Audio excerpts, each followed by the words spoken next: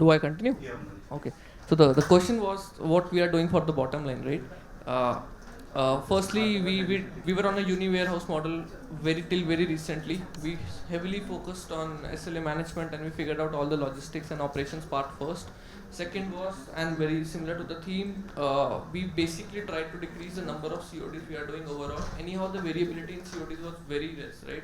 26 to 30% at max any given month. So we tried to decrease it to 20 to 22%. That we were able to do via incentivizing the prepaid models. Post that, the variability in RTO was extremely high for us for some time. We were able to solve some of that as predictability is slightly easy in that. So RTOs don't happen incidentally and are not very sparsely distributed across the set of or segments of consumers. We were able to identify patterns and the type of consumers which tend to do RTOs more, and the type of addresses, type of geographies, type of order size, the type of browsing behavior they have shown. That helped us to a bit, but it was not a structured solution we put in place. It was more like retrospectively we analyzed the data, we figured out what customers do fit this segment best, and we, on a batch basis, we do this exercise approximately once in 2 months, figure out and block the fraud users as well, all that. But proactively, we don't have a solution in place right now. Anish, I'll hand it over to you. We hijacked for a bit for that, if we do need.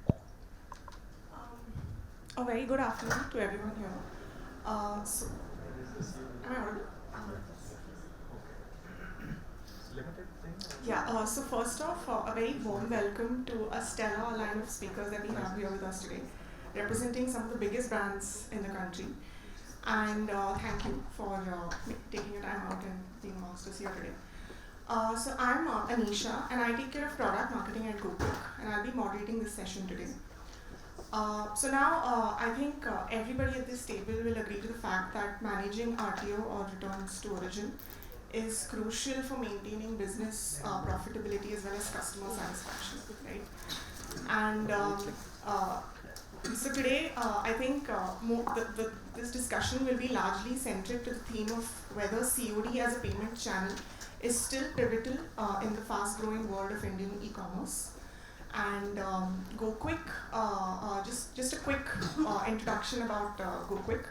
So Gokwik today enables around 1,000 plus brands across categories such as business, beauty and personal care, health and nutrition, fashion and electronics to deliver superior shopper experience as well as boost conversion rates and revenue growth, right? So I'll take a step back and let, in the interest of time, let everybody at this table do a quick round of introduction, and then we can move to the discussion, deep dive into the discussion. My name is Siddharth. I head marketing for Naked by Nykaa and Blue. These are basically private label brands of Nykaa Fashion from the house of Nykaa Fashions. Thank you. My name is Monish. I head technology and product for Zivame.com and part of the council for technological decisions for RRL as a group. Hi, my name is Anish. I'm the founder for Aero Armour. It's a brand inspired by the Defence Forces of India. Hi, I'm Abhinav. I take care of sales at Gokwik. Hi, I'm Praveen. I head e-commerce for Tailor. It's a personalized trading solutions. Hi, I'm Siddharth. I head the digital wing for TTK Prestige. Hi, I'm Nitin. I take care of product at Biceps. Hi, I'm Ashish. I lead growth in e-commerce at Arvind Fashion. Hi, I'm Roopa. I'm the co-founder of House of Blouse, one of the first custom blouse solutions online, and we have recently been acquired by Shobhitamba's Seattle-based brand, but we still maintain our independent brand. Hi everyone, I'm Kunal, Chief Product Officer at Gokwik. Hi, this is Jugal from Bombay. Bombay is a 10-year-old apparel and accessories brand that makes travel-inspired, sustainable clothing. Hello everyone, myself Afzal. So I'm from Adidas. So I lead the content syndication team, as well as I head the content syndication team out at Adidas. So in simple words, we partner with the biggest of the partners like Amazon, Flipkart, and we provide them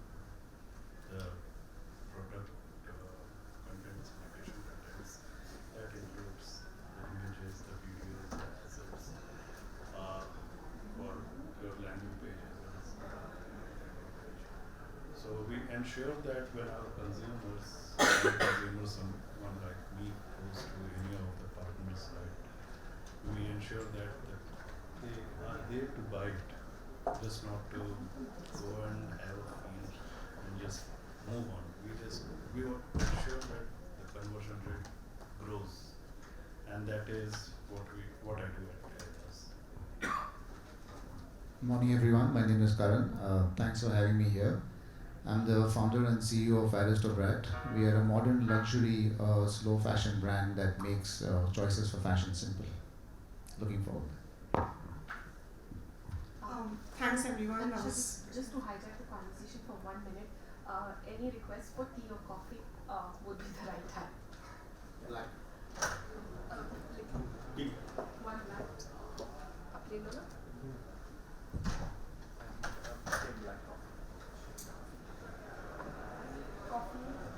coffee और T का mixture ले आइए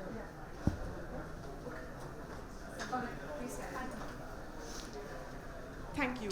So before we move into the roundtable discussion, I just wanted to give a quick trivia. So Gokwik was founded in 2020 by Chirag Taneja, our founder, predominantly to solve for this very pain point, right? To sort of tackle RTO challenges in the Indian e-commerce ecosystem, right? Look forward to an insightful discussion, and I'll quickly lay out the broad agenda for the discussion. So I'll sort of shoot 3 questions, and let's maybe spend about 10-15 minutes on each question and gather insights, and then we can have the last 10 minutes for a quick demo, a quick pitch into the Gokwik offerings, right? For the first question, I think as we already discussed in the beginning, is cash on delivery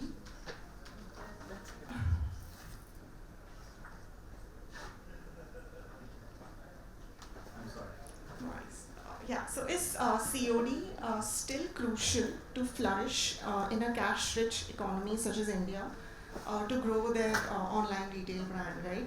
Or has there been any fluctuation in this trend over the last few years? So I'll let you guys give in your expert opinions. Feel free to jump in. Yes. So I think I'll take a rather ballsy move by saying we kind of divide the room here between fast fashion and slow fashion, right? What Karan also mentioned and what Afzal said, that I actually care whether the customer wants the product bad enough, and if he does, they will go through as many hoops as possible to get the product, and it doesn't matter if it's like a 10-step checkout or like put in your credit card information or whatever. So that's where our priority lies, right? If I get the customer to really want it, I literally, all those questions become irrelevant. Obviously, at some point, we have to find the right balance between what they expect and what we want to give. Ideally, if it was up to me, I have done experiments in the past where I've completely gotten rid of COD. My EOV increased, and basically all the positive markers were seen. So obviously that won't be true for certain other brands, but anyway, that's just my perspective. I like the fact you said if he really wants your product, he's going to come and buy from you no matter what. I think that works, even in our case, because we target a specific niche, people who understand our kind of fashion, and we've seen time and again that with a lot of experiments, that if they really want a product, but they'll buy it. Now, we've been in the business for about 5 years now, and we have this habit of being modern entrepreneurs. There's a concept of testing, right, that we all do. If you look at the older generation, they will not indulge in testing, they will just go with something. But we like to do that, and we put COD off. We've seen there's been a 30% drop because there is some community of buyers who like to pay by cash, period, as simple as that, right? Irrespective of the age or whatever, because they deal in cash, they don't want to disclose why they would like COD, but they would just like it.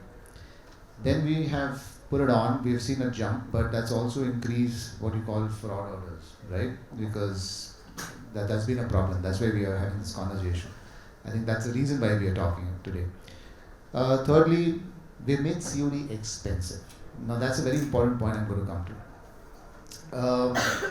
We look at COD very differently. A lot of people look at it as a payment option, but we see it as an instrument of risk for us. Because here, there's a financial risk where you are telling your customer, you are placing an order for my product, I am spending money by sending it over to your place, which I expect to get paid or not, I don't know. And then if you do not accept it, it's going to come back to me, and without knowing, I'm going to lose about 100, 150 rupees for that order. That's what happens, right? So what we did is, we said, look, we also get charged by delivery partners as cash handling charges. It's not a free service for us. And we don't want to bill in that cost for you in the product, because that's going to make a product expensive. Because we are here to make money. We are not here to increase the bottom lines or shave off our... we are here to increase the bottom lines, and we're not going to shave off on any of our profits. Because every order has to be profitable. Ultimately, we're doing a business. We're not in a Ponzi game. Okay? So, we said 150 rupees for COD. And it worked. It worked. We had orders, it was expensive, we got serious customers, and they paid for it. We had RTOs, okay, and RTOs were, and the positive, or rather the accepted COD orders, the 150 rupees that we charged, that covered up for the, loss that we made through RTOs. And our RTOs, what's the industry standard? I'm not sure, I don't look at these numbers. What's your RTOs? 5.5. RTOs are 5.5, fantastic. Ours is about 7%, and we're happy with that, because the positive or the accepted COD orders make money for it. Then we said, okay, fine, you know what, we don't really want to make money from COD, we know what the market is. We brought it down to 75 rupees. And the obvious answer would be that it should increase our COD volumes. It did not. It remained the same. Okay, so the way we look at cash on delivery is that, look, we are giving you a service for your convenience, and you need to pay for it, as simple as that. Because you would look at payment gateway like that. If someone gives you 1.5% and you would negotiate for it and say, by bringing out to 1.2 to Razorpays or Gokwik or whoever, then I think you can ask your customers to pay for COD. And that's how we look at it, and it's worked for us. And in fact, I've been to many shows where this has been a conversation and people have said that, look, customer's king. But for me, I don't think he's king, because king doesn't bargain. King doesn't buy during sale, and King's not going to go out there, and King's just going to acquire if he really wants it. Customer's customer, brand is brand, and vendor's vendor. As simple as that. I think it's the way collectively, if all of us look at the industry and say that, look, we are providing this service and we need to pay for it, we need to pay for it. And I love what Zara has done. Zara charges for delivery. It's fantastic. I think that's a great move. They say it's bottom the sales, but it's also increased the profitability, and nobody talks about that. We are profitable by doing this. And I think everyone should make that move to charge for COD. I don't know why we give free CODs and freebies to customers. That's my take. One quick question. Can you charge the COD fee upfront or at the time of delivery? Upfront, yeah. How do you compete with the marketplace? For example, Amazon and Flipkart. Oh, we don't compete with them. We don't sell on marketplace. It's just on our platform. We don't do it. Yeah. The average ASP of Aristobrat? 3,000 rupees. That's right. That's why 150 is working for it, no? There's a difference between mass and a lot more personalized stuff. So I work in the cloud tailor business, where I think if design so far is good, people are still willing to spend time, right? And they will look at saying that, hey, let me invest my time, because the product at the end of is good. It's not like a mass product. And if you go in, like, say for example, I used to work at Baby and diapers are quick buy and you want to get out. So over there we had this return, we did, we charged $20 as, proof to pay, and it got down the orders, but of course the CODs returns were less. So I think the nicher the products are, people are ready to spend time and pay extra. And I think the returns are much lower there. Maybe, but I feel that's an expectation that is set. Because if the entire industry takes a call saying that we're going to charge you, the customer is going to buy it. Yeah, and it will, right? So if you look at now, I think a lot of things change. People, or okay, let's say the ecosystem is evolved, right? People are now. It's the expectation that has been set by your Mintras, Amazons, and by giving those extra freebies, where it's very difficult to go back now. Yeah, that's 20 rupees now per order. Yeah. Per shipment. Why? They call it platform. Why? So, why? Yes, exactly. So, if you ask me, these are not businesses. If you ask, I mean, I'm very crudely putting it across. Okay, it's you have a lot of money in the bank and you say, I'm going to kill my competition and do whatever I want, and then later on I'm going to change. It's going to come back and bite you because you're going against economics. It doesn't work that way. That's how I look at it. You know, so I mean, they're doing well. A lot of credit to them because today if we are able to do business is because of them, because they built an ecosystem. I think hats off, but I still feel that an expectation has been set, and it's very difficult to go back. See, all this is for discussion where you say mass product, niche product, iska 3,000 is that's what he's doing, but that's what has been set in the industry. If they were charging COD from day one, nobody even would have questioned it, or we would have had this conference. One more. Okay, sorry. So, while levying the fee, do you think the people who would have done RTO, you have already discouraged them, and the good customers who have anyways bought, paid on COD, they would not have done RTO. You are charging them the fee. Analogy would be like credit risk. Somebody who is defaulting, they are charged higher interest. You don't charge higher interest to those who are good risk. So, do you think you can open up your funnel more by levying this fee selectively on risky customers, not everyone? Well, if you're asking if you to integrate Gokwik, then that's a different conversation. Because I have been approached by Gokwik and you'll say that we block all bad guys and keep good COD guys. We'll talk about that later. But, see, the only thing is that, I mean, you're a product guy and you're a layer that sits on top of my system that bypasses a lot of my payment gateways that are already there. So, and I've been working with them for 5 years, and it's very hard for me to let someone who I've been working with for so long. So I think your competition is my loyalty towards them more than anything else. You know, that's the thing. So yeah, I mean, if there's a solution where you want to restrict COD to people who, based on your credibility score, why not? But well, that's a discussion for later. Allow the others. I would see we can, from D2C brands, we can look at it from, hey, D2C side, hey, my COD orders, I lose profit margin, from that angle. Or you can look at motivation behind COD, right? See, all of us are consumers ourselves. I don't remember the last time I ordered through a D2C website because I order through Amazon or Flipkart by default. If a product is available on Amazon or Flipkart, I order through Amazon or Flipkart. Only if it is not available, then I go order through their website. And when I order through their website, I always do COD. The reason is, I don't know about the brand. I don't trust the brand, right? COD is a trust factor. It's more than anything else.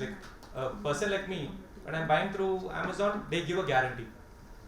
Hey, if the product is not as described, I get my money back.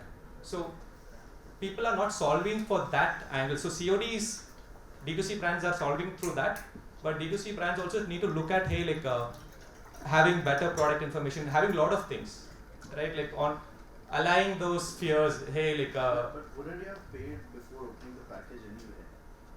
Yes, but there's nothing better, right? See, in Amazon, package or not, that's in Amazon you can open the package and check it, and if it is not as described, you get the money back.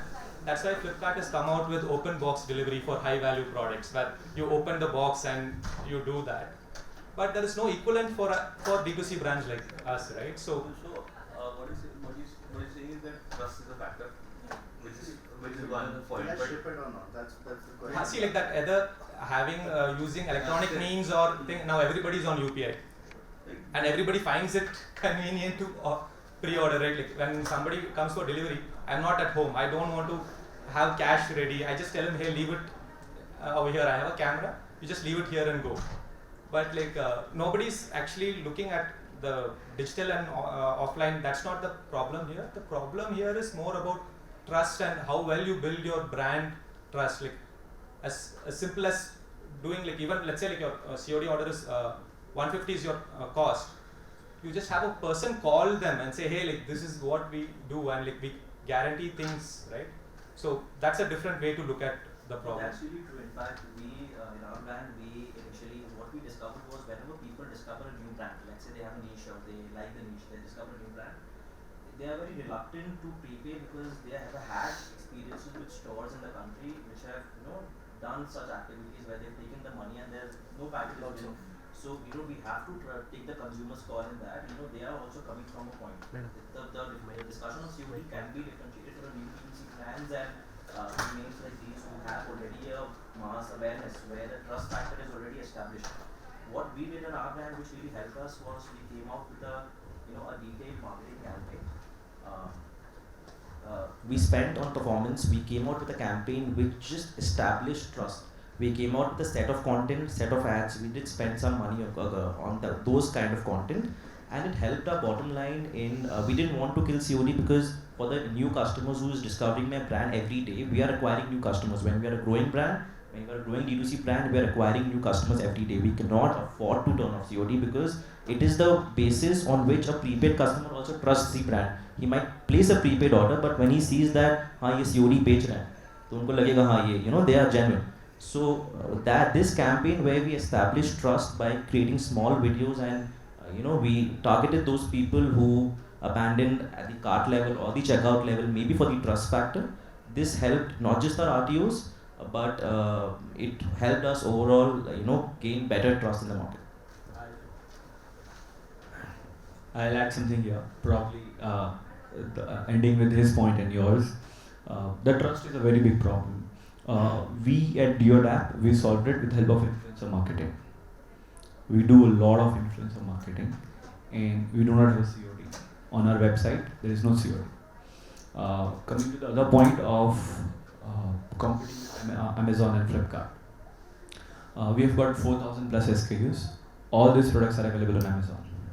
And we sell far cheaper than what is being sold on Amazon. So eventually, we are competing with Amazon, and to build up a trust, we are doing influencer marketing. We have home appliances, we have got all these Chinese dropshipping products, and it's working for us. So to summarize it, the trust can be fixed through a lot of different ways. And for us, it has helped so well.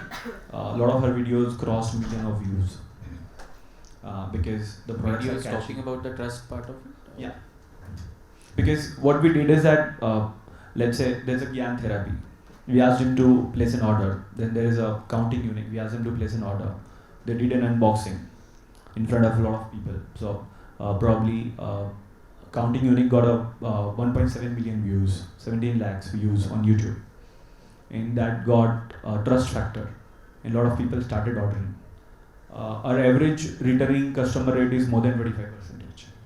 Because we look, the moment people see our prices, the moment they see a product, we find little fishy. यार कुछ तो गड़बड़ है, इतना सस्ता कैसे बेच रहे? And then eventually we deliver the product. Because so here what happens, the first order, हमारे platform पे जो भी customer करता है, their average order value is around 150 to 200 rupees. And the moment they get the trust कि यार ये company genuine है, माल भेज रही है, the second order is 500 and 700. So that's how we probably have cracked it. And at the same time, we also rely a lot on Amazon and Flipkart. So coming from Amazon, like I can vouch for it. There is one of the largest organ I was part of it. It's called Customer Trust and Product Safety. They invest so much in customer trust, right from the price point you get the best price, best offers, delivery on time, like EDD will match the delivery, even post-order experience. So like in D2C world, I think we need to emphasize more or put more efforts on creating that trust. Even if you look at the reviews on Amazon, there is complete chatter on 4-star reviews, where through influencers or even customers, the way they have given the proper reviews of the product. And they do small things now. If you see what they have added in the page, this product is RTO'd more or returned more. They started highlighting it, which is bad for the platform. Probably the brand might not do, but great for the customer to know. That's one of the things that we are still not figuring it out. We are discussing mostly from very cosmopolitan point of view. All of us sitting in Conrad and COD makes sense, RTO makes sense. But I come from UP, a very small place in UP, Blouse. And it has been with the help of Flipkart and Amazon that all the brands have started to move to those hinterlands.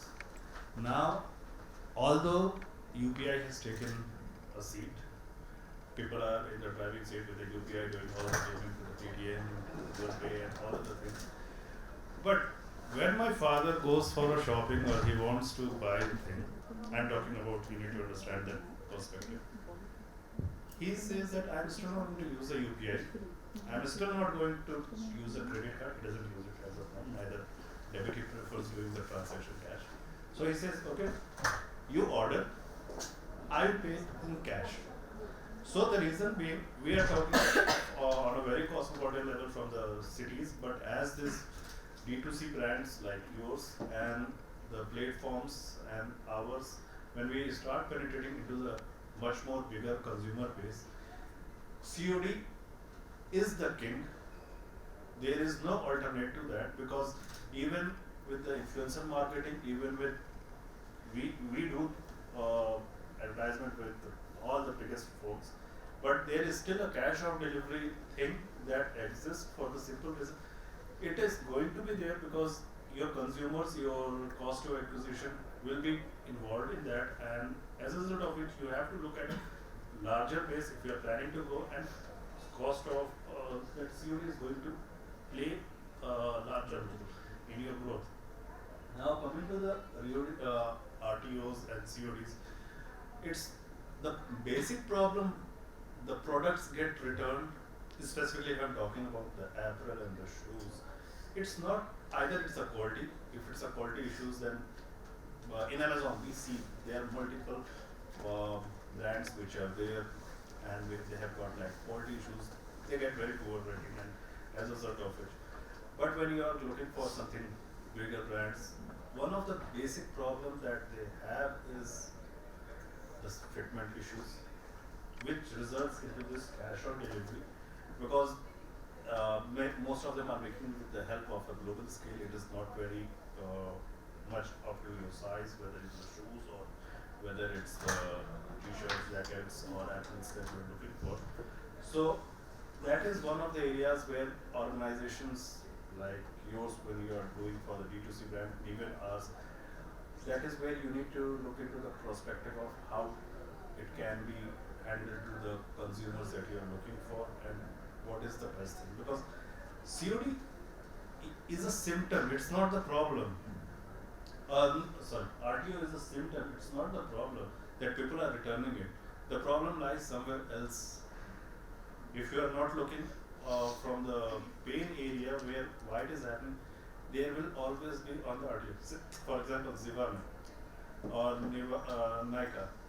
No doubt they are very big brands now. But if I go back 5 years, 6 years back, you guys were very big. And even for me to get a trust to get something order, I would, as an end consumer, I would still prefer let me do it COD, whether let them come back if they are delivering or not. The same problem exists with most of the brand D2C. The trust is a factor because nobody wants to put their cash upfront or do the payment upfront. And then there are a couple of other challenges related to the problem. One quick doubt on this, because Adidas, I was part of Midha for 4 years. I have worked with Adidas a lot, right? Adidas, and you have great distribution built in India. You mentioned positively impacted your RTO. No, I'm not talking about Adidas. In general, I'm talking about. Should impact either the SPR or the consumer return, right? Consumer return. Why would it impact RTO? Return to order.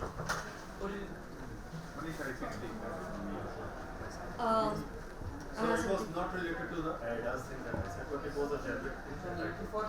For repeat consumer, they might still order, but because of the past agreements, they might not. They will not do. It was nothing related to the Adidas thing that Yeah, I have something to say.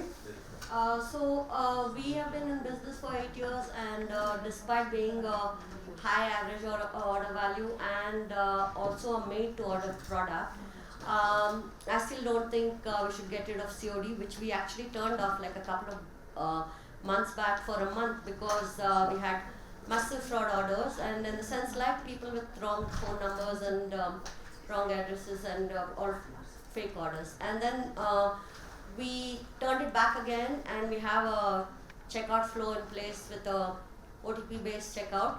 And the reason I think we shouldn't turn off COD is because we have had huge COD orders, like 50k plus from like small town like Chidakluru, Peta or something in Andhra, and it was legit. And we have had many 20k plus orders COD too. I think the small town people feel more comfortable, ordering COD, and also I think they have cash at their disposal for some reason. So in fact, we send it out in parts because the amounts are so huge. So we have had that. So and we have also had fake orders. So now and we turned it off and we have turned it back again. And thus far, it seems to be working well. So as long as we figure out the fake order thing, I think we are good to have COD. And like them, we also charge additional 250 rupees for a COD order. To sum this up, I think we all agree that it's a necessary evil. Demonetization happened. We faced COVID.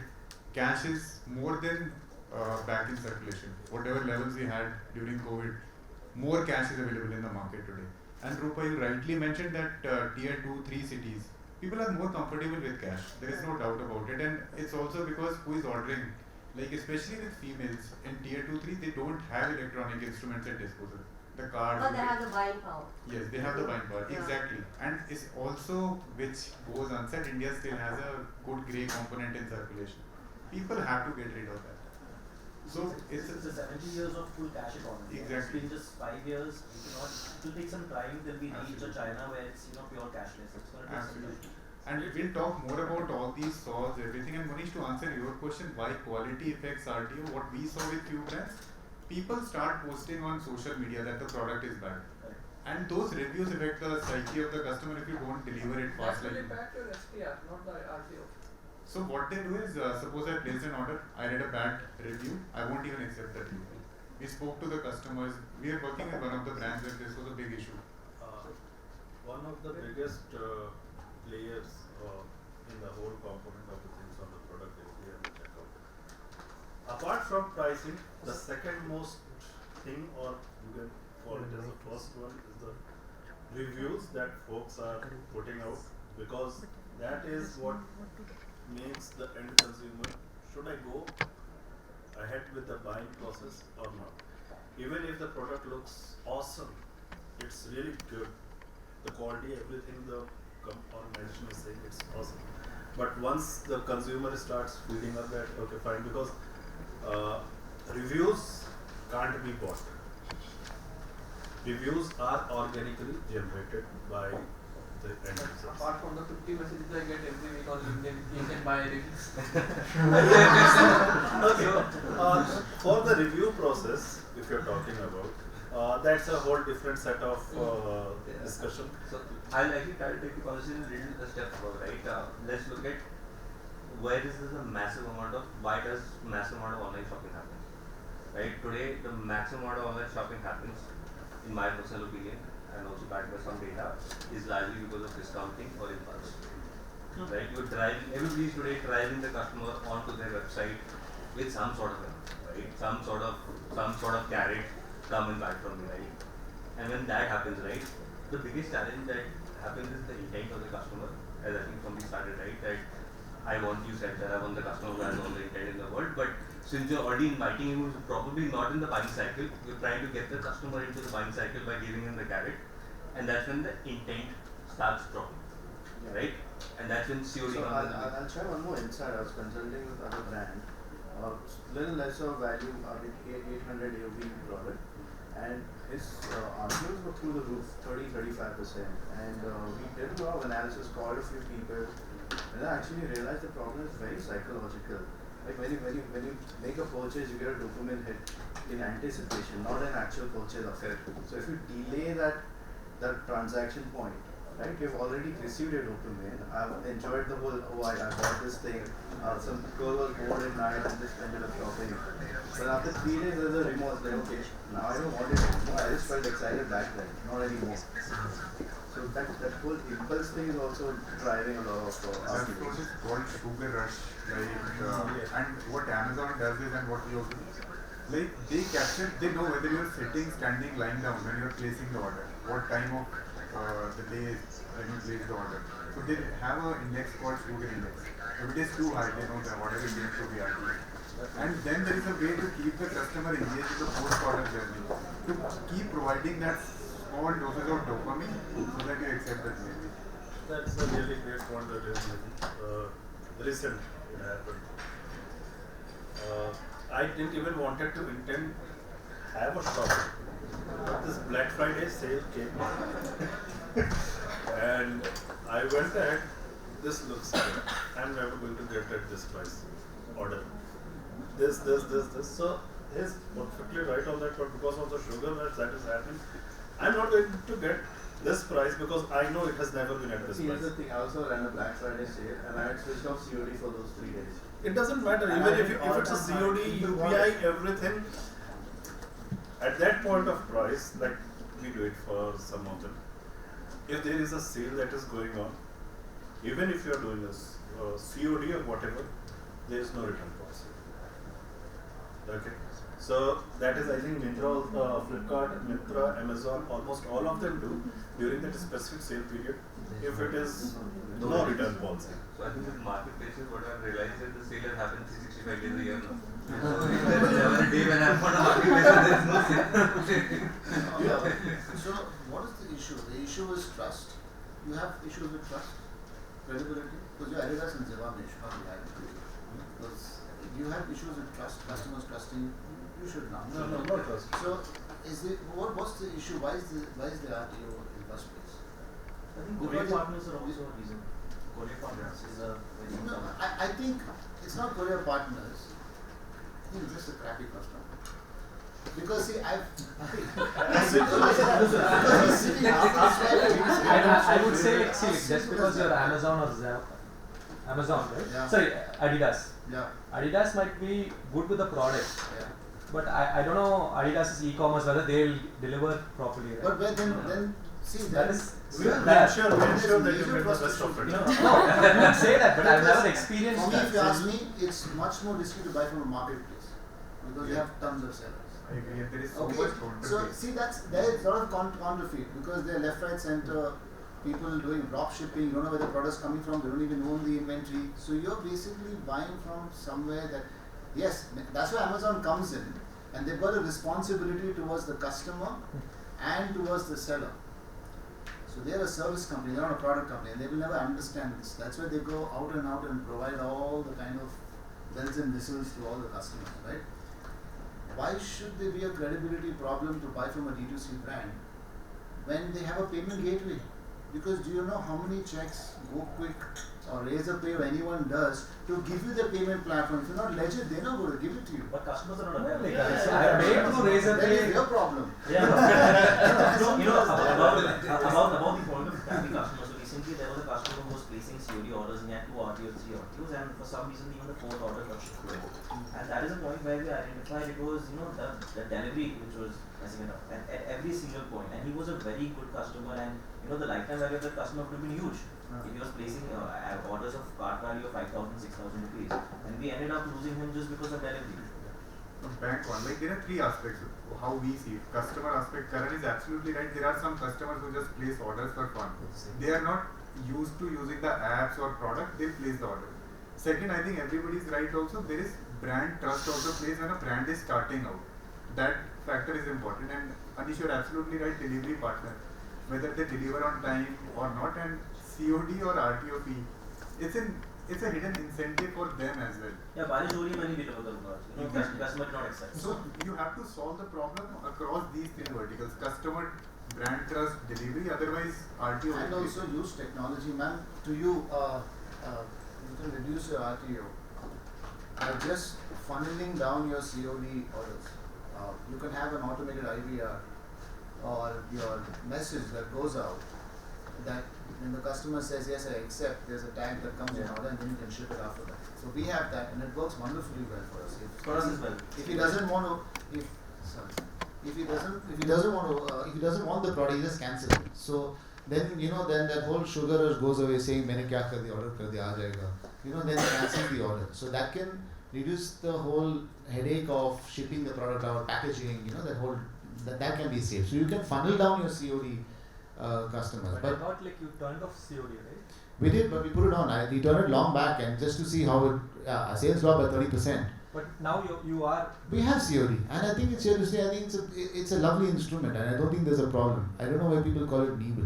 It's not evil. It's just a service, and we as brands have to look at it differently. We have to see it as an instrument of risk. We have to see that we provide an extra service for you. We are being charged. We tell our customers, we educate them. So there's a process of education that goes to the customers when there's an email newsletter, when there's an abandoned cart, we tell them why we charge 50 rupees or 175 rupees. It's because we tell them the delivery partner charges us 50 rupees for cash handling charges no matter wherever you are in India. So that works well for us, and I think if you educate the customers, go out there on social media and whatever effort you put in your way, but whatever you do, you are going to find those kind of customers. And let me share a very funny story. So there was this guy who ordered 8 products, we shipped it, we were very young then, we asked him, bhai, 8 product hai yaar, 300 laga. We spoke to him very casually. Q. He said, nahi yaar, I ordered from 5 places, whoever came first, I took that. So I'm like, okay, then there's something wrong with the customers. There's nothing wrong with you or the COD or your payment gateways or anyone. It's just that. Can you again tell me how you funnel down, how did you make sure they're legit in the first place? Yeah, I'll do it after this. I'll just show it to you. If you're on a similar platform as you are, you can have an automated IVR integrated into your platform. Okay. And then as soon as they place a COD order, they get a call saying that you want to accept your order, cancel it or refuse.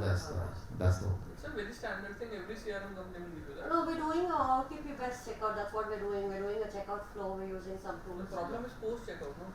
The sugar rush they were telling. Probably you can do it the next day. Not only it's sugar, sometimes I'm just exploring D2C websites.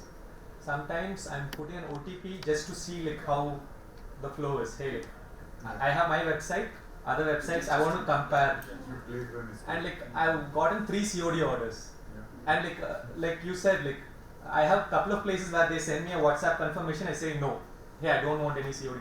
But like just today morning I got a call, hey, like you got a COD order. No, I never placed the order, right? So a lot of things is in the journey also. You need to really.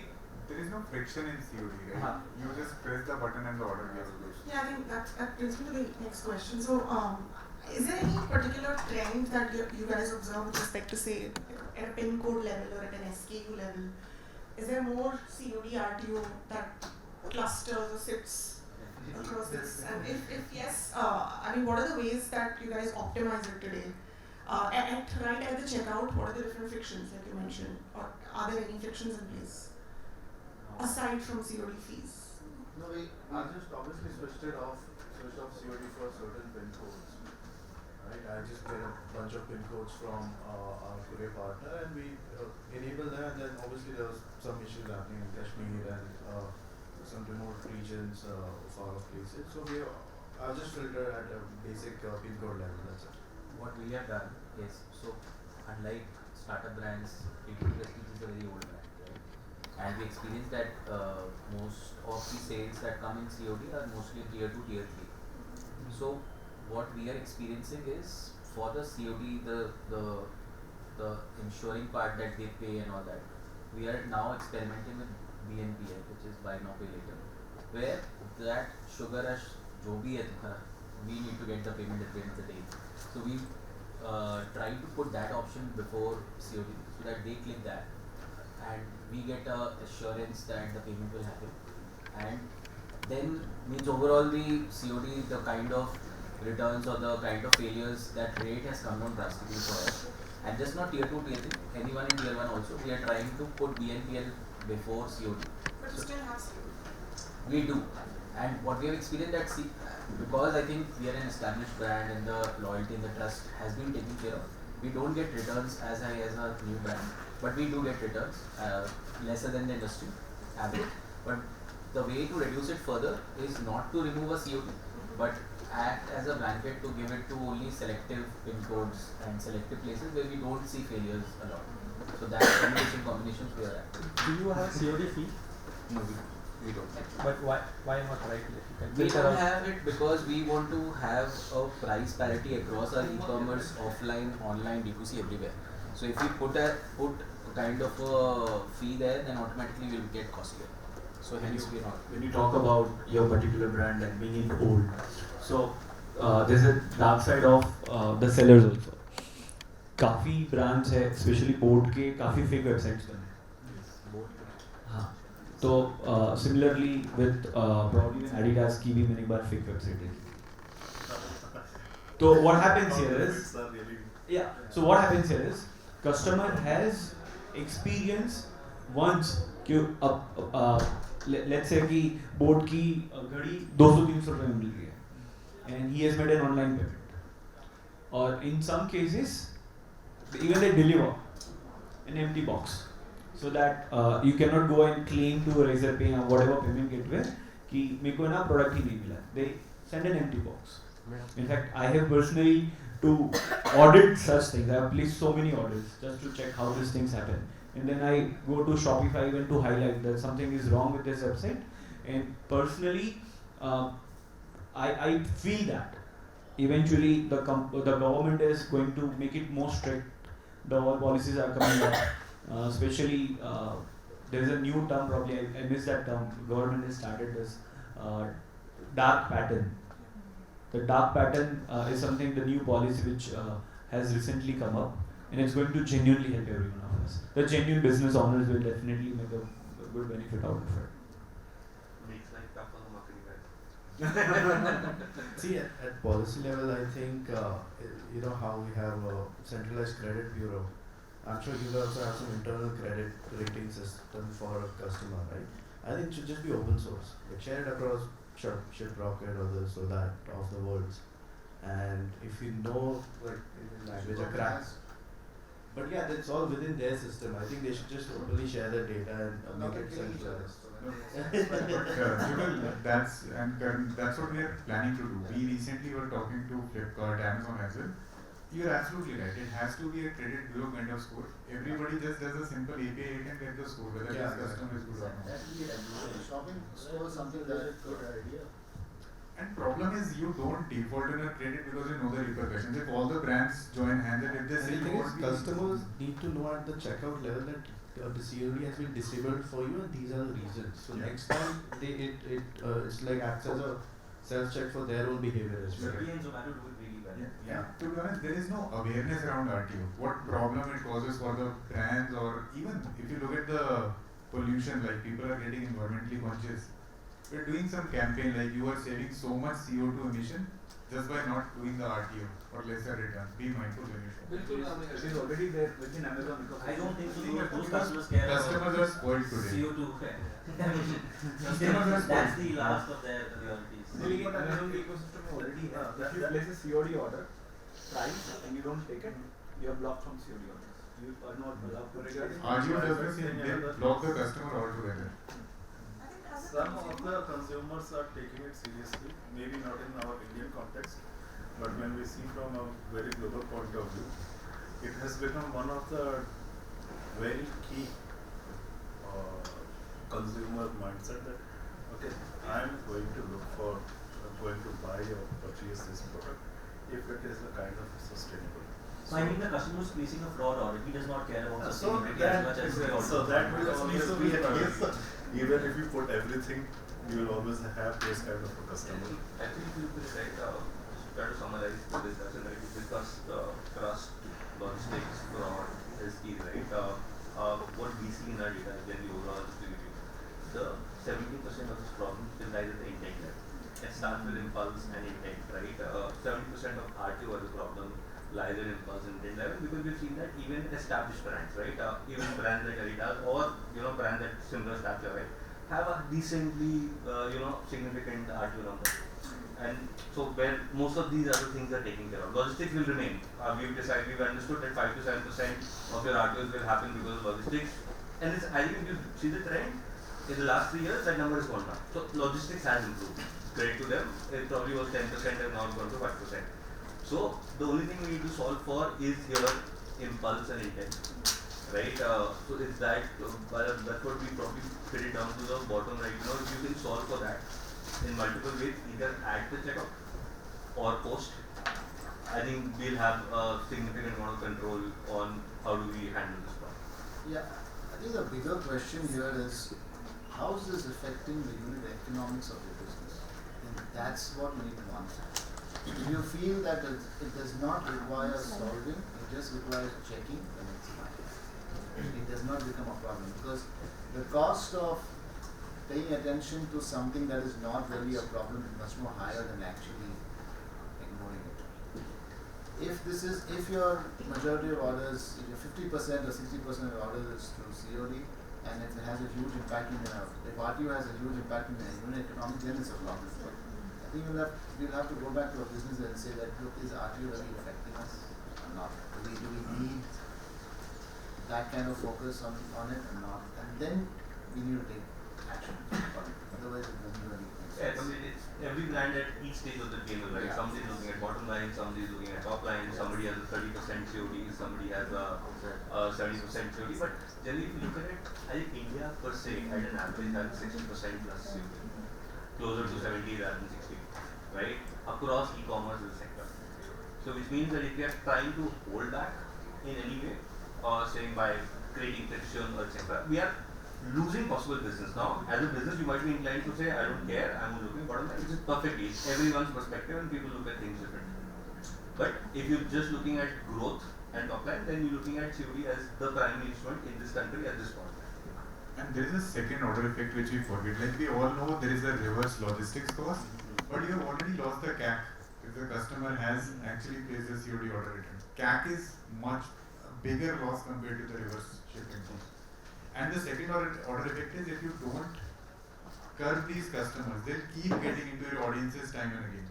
And Jugal, to answer your question, which I forgot earlier, we have a list of audiences like 2-3 million customers who are abusers, who are habitual RTOs. No matter what you show them, they are going to do RTO the product. So block them at the audience level, create finer audience over a period of time, and you see the difference. I face a very unique problem to what you're saying. So, for example, if a person is buying my product, the second purchase is coming most probably next year sometime because it's those kind of stuff does not have a repeat purchase, right? So almost 80 to 90% of the consumers are new every year.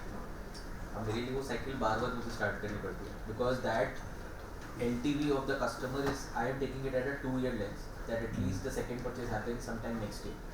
So because the percentage of the new customers are very high. Yeah. So me blocking them or doing anything with them does not do too much of a value to me. That's where the network kicks in, and we'll talk about it. You have any other question, or shall we?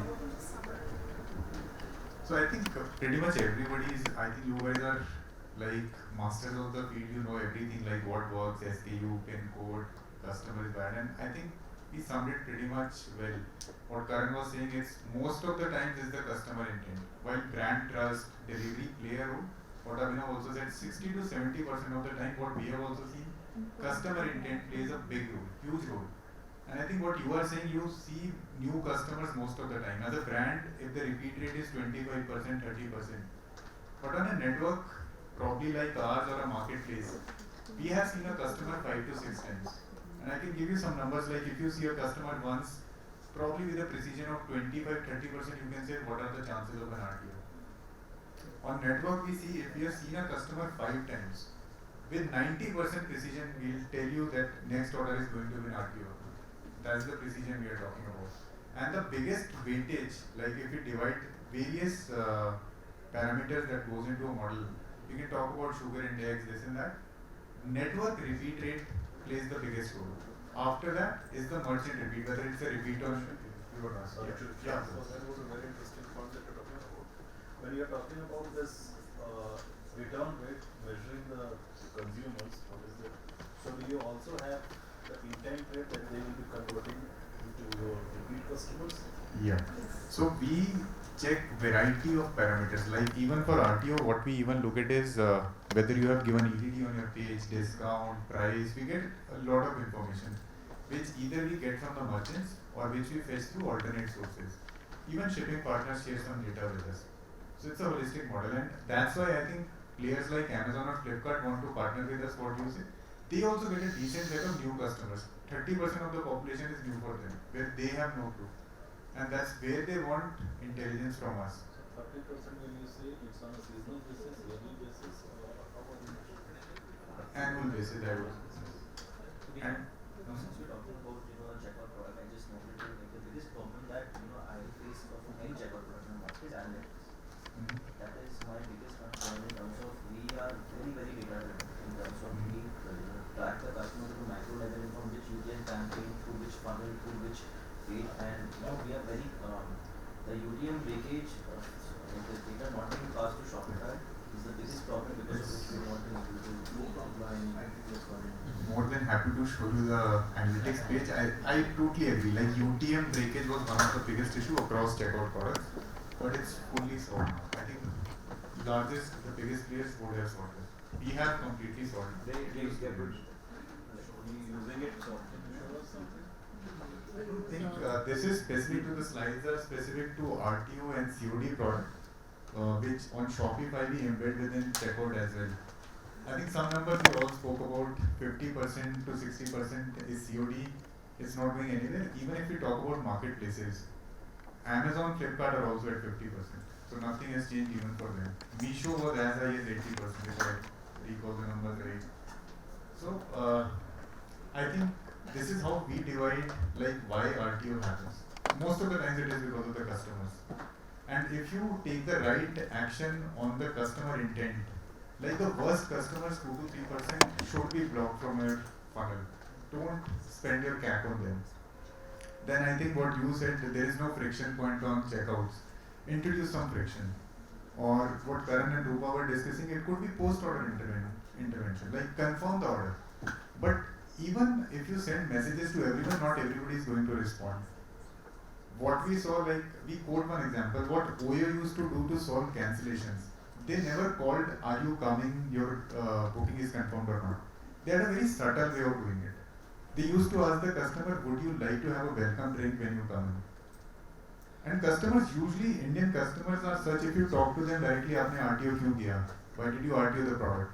They are never going to tell you the truth. We just shy away from hard conversations. Nobody will say, I placed an order in a rush, now I don't want it. They'll blame it on either the delivery partner, somebody else or not.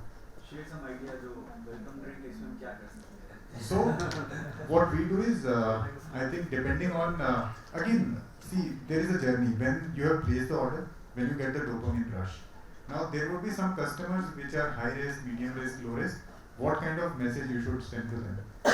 Maybe when the order is packed and processed, different segment of customers might require different messaging. For example, somebody who is still needing that sustained dopamine rush. What we will do, we'll send them a message that, okay, you have ordered a 5-star product with a picture of the product, some reviews to reinforce that you have got a good deal. Whereas somebody who is a very high risk customer, where we are sure that this person is going to RTO, they will ask a alternate question. For a faster delivery, can you just confirm your address? Yes or no? Or something else, some other confirmation, some sort that you still have the intent. And then as you proceed, we can also try to convert customer from cash to prepaid. You can offer some discount, something else. Or last is the NDR. This is on the delivery part, but we rely more on blocking the bad customers upfront. So they don't even come into your funnel and audience time and again. And we operate at about 80-85% precision, depending on the data you share with us. And what Karan was also saying, we make sure that your unit economics make sense. It's not just the reverse logistic cost, your net margins or your CAC is taken into account when we do the math. So these are some of the brands we are working with.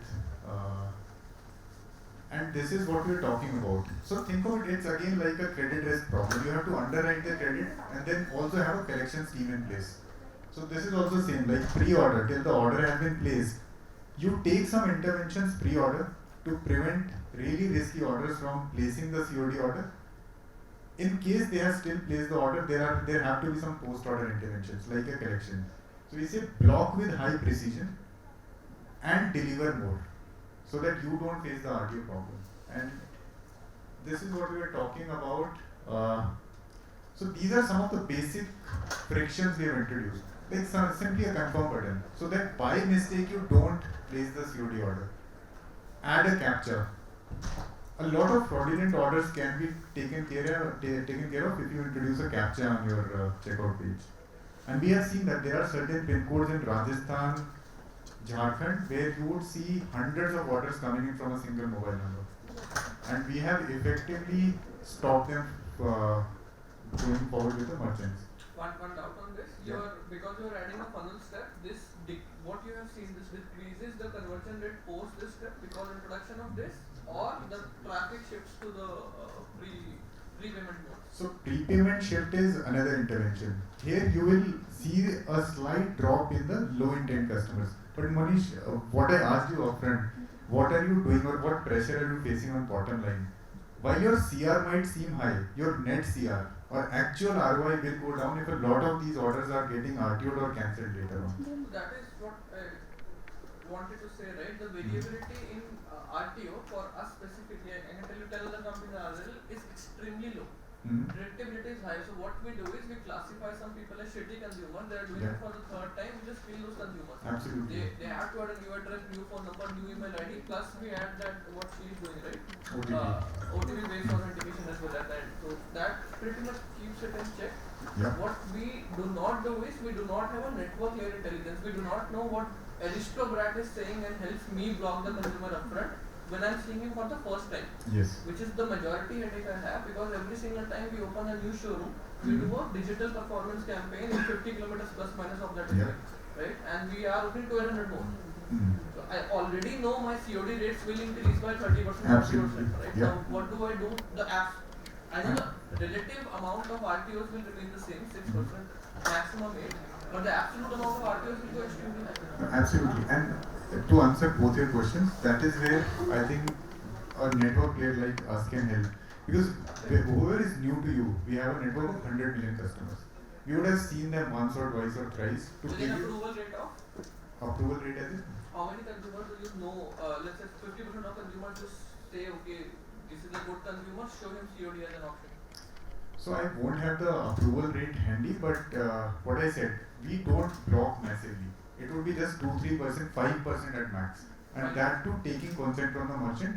What is the level you are comfortable with, so that your CR doesn't go for a toss.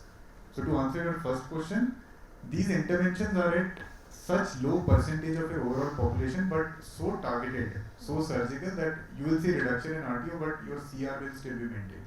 So one more case which we didn't discuss it, but most of them would be facing in some way or other. When we do sale days, right?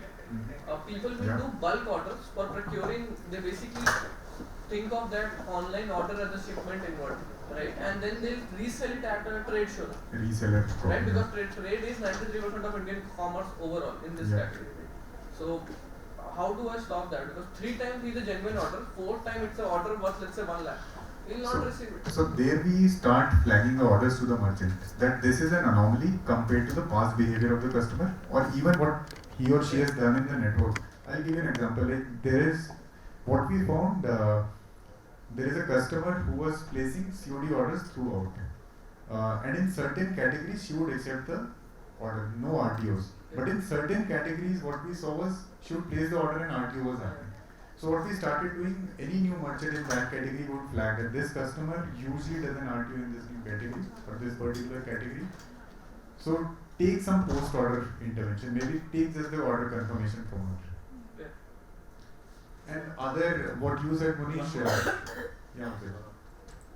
Regarding the COD that we are talking about, is there a specific number to which you can only allow that this would be the only the rupee value for which COD would be allowed? Apart from we that, we can block set the amount, 5,000 or whatever the brand is. If it is some, like, we are talking about some bigger values, 20,000, 30,000, so you can flag those. We can. And I think another good tool we have in our toolkit, which he was telling us about, he's using Samir, is partial COD. You don't take, like even Karan, what you are doing, you are charging a fee of 150, 200. We say out of 3,000 you just pay 200 now, 2,800 rest on the delivery. If you don't accept, so you're not actually penalizing the customers from trying your product. So, which is slightly different from COD fee. Well, COD fee is also there in our arsenal. But we say that go for partial COD if the customer is good. Don't penalize them. Add COD fee if the customer is risky. This is what you are seeing. We offer a discount specifically on UPI to convert from cash to prepaid. So you can see the monetary difference between COD order and UPI. Is there a way to select that prepay amount? Can I just Yeah, you can. round it up to the You can. change and One you mentioned of like actual gross and net, right? So the gross loss or net loss, if we are speaking in terms of the ad revenue, are you also tracking the returns? And many fraudulent customers who buy, change the item, return it, and try to take a refund. Are those kind of customers also being blocked?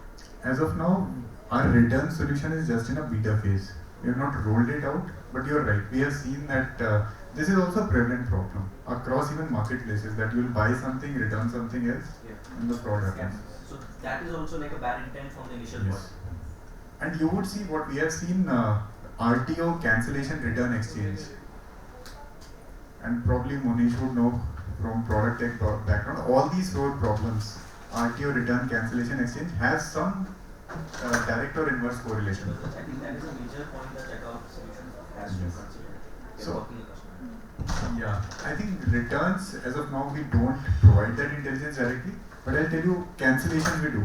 Somebody who is doing higher cancellations has lower RTO, because they have an intent that, okay, there was a sugar rush, I don't want the product, they cancel it. Those are good customers, you don't need to block them, but they still eat up your CAC in a way. A very weird hack decrease our returns by 60-70% for majority of the cohorts. We just tell people to upload the image of the product they want to return, and we don't touch that image. That's because we think about So this is where you see the partial COD on the right hand side. Like you just pay 49 rupees now. The rest is paid on delivery. Right? And this feature I think has got a great adoption on our network. Like whoever is using it is raving about. I can loudly say that we get a lot of good things because of this partial COD thing.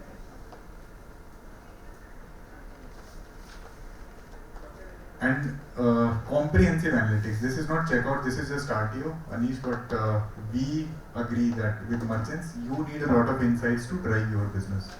So for now, we give merchant level insights, but we are also working on network level insights, like what are some of the best practices without revealing trade secrets of any of the merchant, like in terms of whether you are on the top 10 percentile, last percentile, where you are trending according to the category you are in. So, Samir, this is basic analytics which we provide on our dashboard today. This is RTO specific. So then you say right? Like, so we are working on them. If the merchants want it, we can start sharing network insights. Like, let's say in your particular category, maybe the average RTO is 10%. You are trending at 15%. You have scope to improve. You get those insights. And it's not just, so it's essentially the network effect which you're talking about. And I won't bore you with the slides anymore and in interest of time. So we don't just work on RTO reduction. When we say RTO, the common thing that comes to mind is, can you reduce the RTO? What we have also done for some of the brands is, everybody is tentative or a bit scared opening up COD on all the pin codes. Now we have seen customer behavior, 100 million plus customers across thousands of pin codes. We helped Lenskart board open up COD. Like their GMV triple, and these are the case studies easily available on the internet, you can check. So they were not open on all the pin codes for the COD business. So while it's good to keep a business in check in terms of RTO everything, but then again what I think Afzal was saying, majority of the Bharat will still shop on COD, what Roopa also confirmed. So somewhere a brand might be hurting their top line growth, what we have seen. And it's irrespective of AOV category, like Boat again is an electronics brand, Lenskart is in a different category, there were 2-3 other brands in fashion, other categories. So opening up COD or growing COD, like you might be in COD in certain pin codes. Do you want to expand to every pin code? Like Monish, what you were also saying, as you expand, COD will expand. But can someone handhold you or give you those insights to make it faster for you? I think that's where also we play a big role for the brands. RTO reduction is, goes without saying, that's bread and butter for us. So I'll take a pause. Any questions? Any? So when you say solve analytics, you mean you're pushing the data back to Shopify? We can use the Shopify analytics dashboard to track the conversion rate, UTMs and all that, or do we have to use your dashboard for that? You can check it on Shopify dashboard. So We are pushing back the data. So from checkout, from cart you're going to your page, then you're again redirecting to Shopify checkout and you're initiating as a payment gateway. If I'm correct. Yeah. So you said two things. You'll block only 3% of the consumers. You also said you'll do that by 85% accuracy, right? Which basically means 6% RTA will come down to 2%. Is that the claim? No. We are saying it could be 2%, 3%, 5% blocking depending on your appetite. Whether you want us to block less or more. So you said, suppose your RTA is trending at 10%. Now you take a precision of 80 or 90%. You can do the simple math, that's what we claim. So we'll reduce your RTO by from 10 to probably 8%. So I'll be honest. On our bottom line, RTO is a relevant metric. Right? Improving this makes sense. Yeah. What is the claim? By how much can you improve that?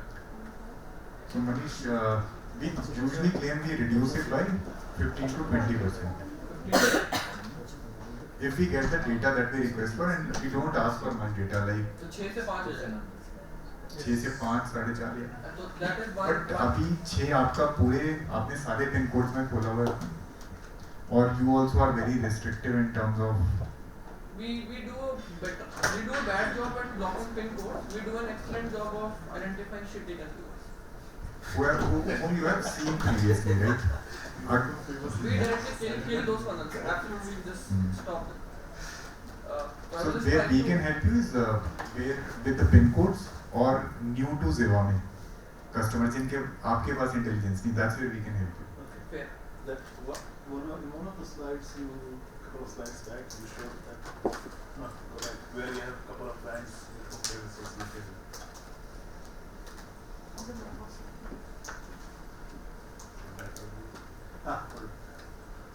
See, I find my competition out there. That's the reason why I asked this thing. Can we, with the analytics that you're talking about, can we get to see the return order rates or the COD rates for the other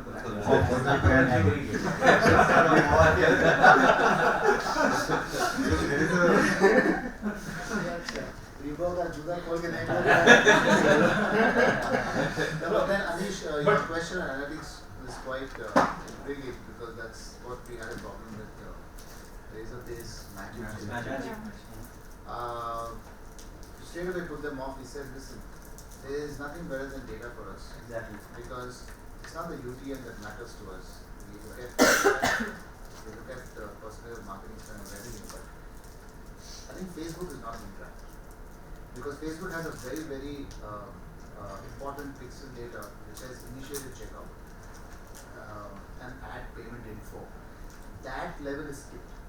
So I don't think this payment gateway goes towards, it just tracks add to cart but initiated checkout and that does not happen. So it directly comes to purchase. That will be a problem. I don't know if you guys are. So that's how we are different. Separate product. They were tracking pixel, so they had a UTM. So yeah. Yeah, so the thing is, anything you do that is not close to Facebook, because see, if you ask me, without Meta, right? Absolutely. You're right, and that's what I don't like about online spaces, because you pay someone else to get the business, and I think they have a really strong control, and if you mess with their whole data engine, that's a problem. Exactly. Yeah, that's why your pixels have to be captured properly, filed properly at each step. Captured by all. Yeah. Because I don't think you will capture initiated checkout. And I don't think you will capture the last two part of the funnels. Part of the funnels you are going to capture, and that is a big no for us. Big no, because it just destroys the remarketing. If the pixel does not get that data, it cannot even target instant ads because the whole AI of pixel depends on that, and that's where the whole solution of Gokwik just drops. See, Board is not bothered about it because they are on multiple platforms. Now, if you look at premium brands like us. We are very dependent on this data because we have only our data to rely on. We don't have Amazon, we don't have Flipkart, we don't have the marketplaces. And that becomes the whole bit of science for us. If that is not captured, then it becomes very difficult. And that is where we need to optimize the ads. Yeah, Absolutely, but I can confirm which all steps we capture. But I know you sure. don't capture because that's a sales call. The Razorpay annual. Razorpay says they fixed it. I'm like, good for you, but I'm not going to bypass the other payment gateways because they're all important. There's strategic reasons why we have a Paytm and why we have Credit, because Credit has 1% of the entire premium shoppers who do impulsive purchase. And we love the volumes that come from Credit. They spend credit card. But the only problem is that the last two pieces of funnel, the most important is not captured. And that captures the quality data. I'll tell you why. When customer puts in his details, the shipping and the name, and then he logs in, he puts in details, that data is captured after that page, and that page is not captured. So the quality of data coming into Facebook. So in our case, it's different because we are owning the entire. I think in case of Razorpay or any PAPG, I would agree. But as soon as the add to cart happens, after all those steps, we make sure whatever step is there, important step where you want us to fire the pixels, front end, server to server, we do it all. We make sure that all the pixels that you are still using, they are captured by us, fired properly. Otherwise, you are right, the funnel will break. You will not see the benefit. We have, I think we faced it 2 years ago, what we learned 2 years ago. It's been solved long time ago. And secondly, like, are we allowed to customize the interface to an extent? Like, when you say interface, it's the UI you are talking about. Like if that does not speak to the brand, does not match with the brand, like, can we customize that to any extent? To a certain extent you can, in terms of the color scheme of your brand, brand position, yeah, you can. I think there is also one more issue. There's this beautiful live page that Shopify has. It shows active cards, initiate checkout. It will show active cards, but it will not show initiating checkout. That's because you're checking out from a third party. That's a problem. Live view. That's a problem. I think you should look into that. Because if I have 15 people active cards, and then they have initiating checkout about 10, and then you have the how many purchases, and it's a 10 minutes data they keep putting out. It's a beautiful dashboard, you put out an office, And when that's slow, it's the worst day. So what happens is, so one metric, if we had managed checkout for a while, so it happened this way: 15 active cards, 0 initiating checkout, and 7 purchases. So we were wondering where's the initiating checkout, and we figured out that when you are using any other payment gateway engine that is not Shopify, it's not going to capture it. You have to figure out. And recently Shopify came out that one-page checkout, and that really helped us increase the revenue. So what happens that really reduces the funnel like that. That really helps. And when we are using this, it increases the steps. So I think that, like, every funnel is a major place for, as he was also mentioning, is a major place for people to drop out. So we have to do that cost-benefit analysis of the gross and net worth that we were calculating. What is the actual bottom line? Actually, we have heard contrasting views on this, 1 page, 3 page. So some people say it's too much information on 1 page. We want to break it down. I love 3 page. And we are working on it. Like even 1 page solution, we are working on it. Do you capture data at the keystroke level, or do the customer have to click on submit form to capture any of the data? Like say email ID for example.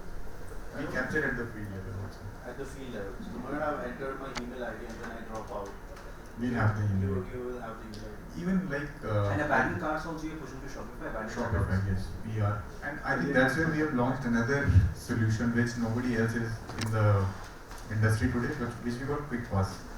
So you are targeting or capturing all the customers who are reaching the checkout, initiate checkout phase. We are capturing people right at the PDP through this Quick Pass. So this is what we launched a new product. I don't have the demo right now, but that's actually increasing your SSO in a great deal. It's an SSO product using our network data, and it helps in increasing the retargeting again by 15 to 20%. It's gone live. We have started taking this live on merchants now this month itself. It was in beta for last 3 to 4 months, but we are calling it Quick Pass. Quick chat is Quick chat is different. So now what is happening is all these products are getting integrated. Like Quick Pass is integrated with Quick Chat. If you are on it, we can ask somebody to demo it for you. Directly, whatever extra customers you capture, you can start retargeting them. We've been using this service called ShipRocket Engage. So they give us a pixel data in which we can just remove those audiences from our ads. So that has happened to you guys also. That we also have, yeah. I have an add to cart level identification. So when somebody adds to cart, it says, do you want to save your cart and your email ID? Yeah. So if you capture at that time, when she said, at PDP it says, I'll capture that. Mail or mobile, I think. What we do is, most of the brands are showing discount at the payments page, or very below in the funnel, in the discount or offer engine space. We ask the customer, do you want to preview the discount upfront? You enter your mobile, you see all the applicable discounts from bottom of the funnel to the PDP. Very interesting question. More of branding. Why don't you have any of the luxury?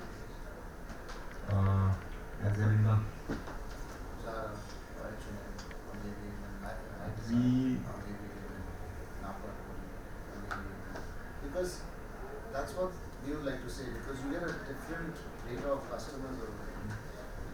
Because from a branding standpoint, if someone else has this, which is a mass player, we don't want the same system. We don't want the archetype to look like this. Or we don't want the kind of association. It's a very brandy and marketing. So, till now we only had a checkout perspective, we only had a Shopify, just expanding out of Shopify as we speak. Yeah. But Shopify is more complicated, man, because it's easier to build an API with a... So right now we've partnered with few other brands and few other brands that we've gone out outside Shopify as a checkout. Yeah. We are now expanding, but from checkout perspective, only Shopify. Is it just because, see, if your target audience is mass and scale, that's your target audience, it's fine. That's the reason why you're not... Our market is, Shopify was easy to build one platform and scale. So that's the strategy you build on one platform, it's easy to replicate. So, and then because now when it comes to, let's say something like a Zara you name, right? Everyone has their own stack. If I have to integrate with Zara, I have to create a custom checkout for them, which means I have to spend my 6 weeks, 8 weeks to actually make an effort to get it done. No, the API, it's called API. So for checkout, just not something. Checkout is like, so Shopify is done, right? But Zara is just an API. You just say Gokwik and it's done, because even they open a third party. No, it's not that simple. We recently did. But if you would call M&S I won't call it a luxurious brand, but we have started to engage with them. So we have some of the Reliance brands. We have Steam Madden, we have Superdry. So we have some of the Reliance brands. We already have them. But that's on RTO, not on checkout. But it was a conscious choice, Karan. What he said, we were tied to a particular platform. But now, and we were also a monolith when we started 3 years ago. Now it's all very modular. What you say in terms of APIs or login service, address, offer engine, payment. So we are now open to integrating with all the brands. If you can offer customization, that can be a huge difference. If you can customize a checkout based on our brand language, but Shopify doesn't allow to do that, like unless you're on that plan, that would be really great. You're going to pay bro for it. Yeah, obviously. 1.2 lakhs. I wanted to know, because when you Karan is really brought up a very great point, because I was checking his website. It gives a premium experience, and that is what I think you just brought up. When you as an end user or an end consumer are looking to go buy on premium side, you want to have that premium experience, and in that whole set of premium experience is one of the pages like checkout. If that I am not getting it, it reduces the affinity or the premiumness if I am looking to buy from that brand. Let's say for us, Y3 is a really big brand. So, or even for the Zara, likes of Zara's and other folk, Steve Madden. So, Agio, they have built that Agio Lux. So, when you go to that, you have Agio and Agio Lux, but when you go to Agio Lux, you get a totally different feel than what you have been seeing on that Agio. So, do you guys also help out in that? We haven't really done Lux as of now. I don't really feel also that at least we are ready to solve for Lux category. Steve Madden Superdry is still, let's say, little below luxury, as I would call it, right? But moment you get into, let's say, I don't know, let's say Louis Vuitton's of the world, right? Somebody's buying 1 lakh worth of checkout plus minus 90 buttons won't really impact that purchase, in my personal opinion. Though we haven't piloted, we haven't experienced.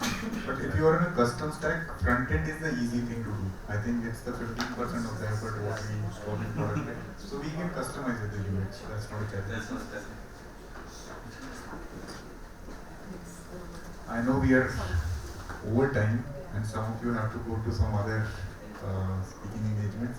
Let me know if there are any other questions, or we can catch up one-to-one outside for lunch as well. Yeah, there's the speaker lounge there, so in case we want to catch up one-on-one, we can do that. We have to wind up today. Fortunately, there are yeah. So could you please, thank you all for joining us today. We'd just like to give you a token of appreciation for taking time today.